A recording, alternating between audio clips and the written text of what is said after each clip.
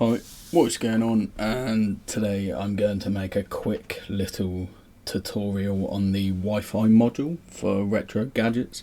It's been asked about quite a bit in the Discord.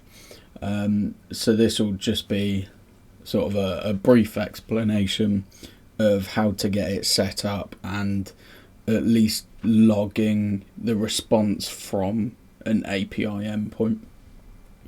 So first off, at least the code that I'm using has been sort of tweaked and adapted from a YouTuber called Squid God Dev. So their channel is, let me just navigate to it quick. So their channel is this one on YouTube. I'll add a link in the description below. But they're the bulk of, where this code has come from. So there is a little bit of setup that needs to be done first off before we jump straight in and start coding. So obviously we'll create a gadget. Doesn't matter what sort of size, because it just needs to hold a CPU and a wireless chip. So assuming we can fit it all in, we should be able to. If not, I'll have to upgrade the size of the board. There you go, it fits just about there. Okay, so we've got our gadget, happy days.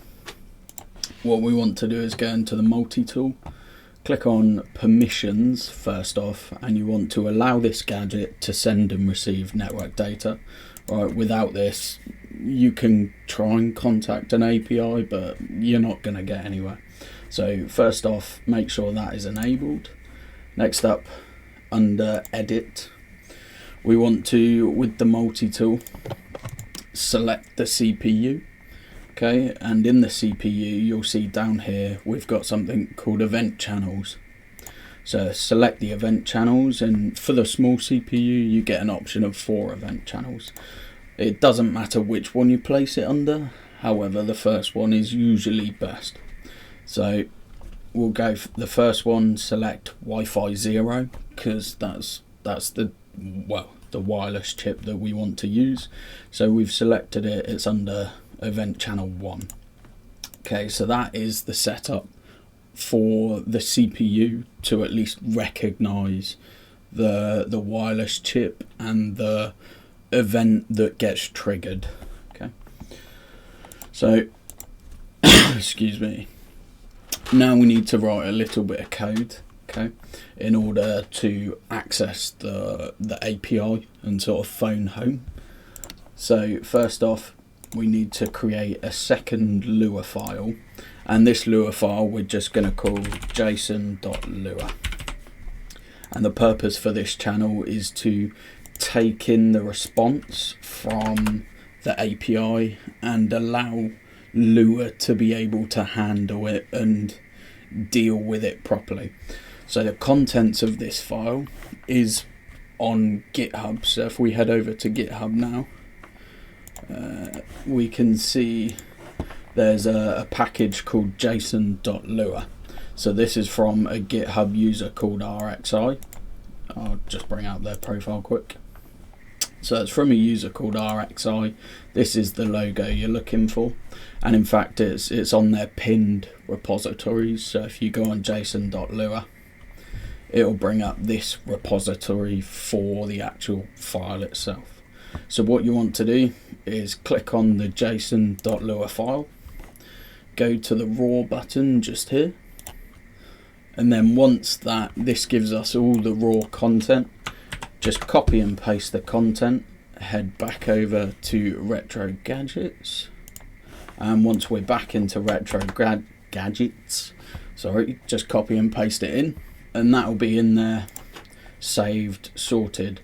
So now in CPU 0, first off we need to require in the JSON file, so the CPU understands what we mean when we say JSON.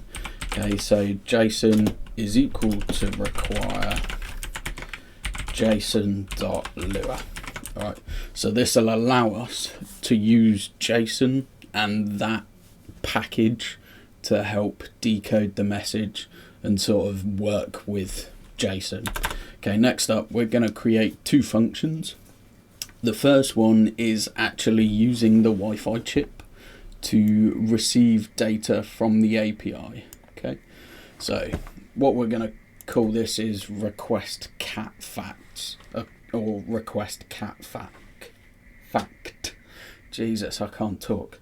So function request cat fact.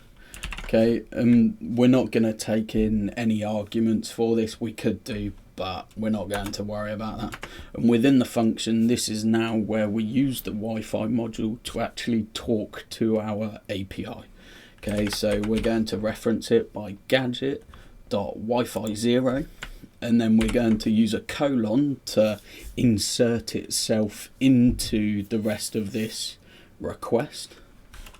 Okay, and we want to use web get, and then the API that I'm going to be talking to is meow fact. Okay, so https://meowfacts.herokuapp.com. Okay, and this will give us a cat fact. And we just want to end, I did not mean to take a screenshot there. So we'll just end the function there because that is all we need. So the request cat fact will give us our function that we need. Okay. Next up, we're going to create the function which handles the event or the response that we get from webget. Okay, so when we send off the request, it triggers the event channel, and any data goes back to that event channel, and we access all the information via the event channel. Okay, so first up, we're going to function event channel 1. Oh, enabling caps lock there. Okay, so the event channel, in this instance, we're going to give it 2 arguments. Okay, a sender and an argument, and the sender is of course the Wi-Fi chip itself. Okay, or it's of type Wi-Fi. Okay, so sender is of type Wi-Fi. Okay, and then the argument is of type Wi-Fi web response event. Okay, Wi-Fi web response event, that one there. So that's all the arguments that we're going to take in from this for this function, sorry. So next up, we're now going to handle the data that is received from the web response event. Okay, so first off, we'll create a data property. This allows us to access it in a nicer manner as opposed to doing JSON.decode, then referencing .data off that, then a table. It's just easier to sort of break it down into variables and be able to visually see what the code is doing without just a long garbled line of text that you might look at and think, yeah, I'm not going to touch that. Okay, so what we want to decode is the argument, so arg.text.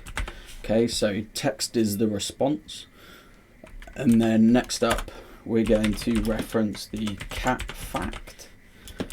Excuse me, there should be an equals there, my apologies. So cat fact is going to get the data, well, the data variable that we've got. And within data, I already know that this API has an inner property called data. Okay, so data is then where we get further information, the actual information about the API that we need. And on data, data is a table, and we want to reference index of 1. Okay, and that will give us the cat fact that we need. Next up, we're just going to log it out to the multi-tool just so we can visually see that we are getting the information that we need. Okay, so next up, we're just going to log cat fact. Okay, and those 2 functions are all we need. Next up, within the update function, okay, we're going to obviously call the variable.